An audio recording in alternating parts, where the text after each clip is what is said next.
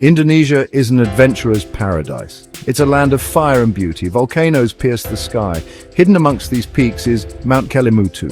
This volcano holds a secret. It has 3 crater lakes, but these aren't ordinary lakes. They change colors. Imagine that. Lakes that shift hues like a chameleon. This is no optical illusion. It's a natural wonder.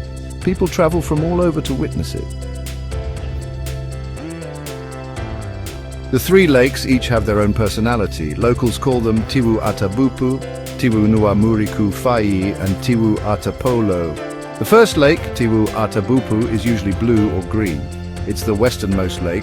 Some say it's the most mysterious. The second lake, Tiwu Nuamuriku Fai, often appears turquoise or emerald green. It's known for its striking beauty. Finally, there's Tiwu Atapolo, often blood red or brown. This lake is separated from the others by a crater wall. Over time, the lake's colors shift. Deep reds transform into vibrant greens. Turquoise morphs into a deep blue. What causes these color changes? It's science.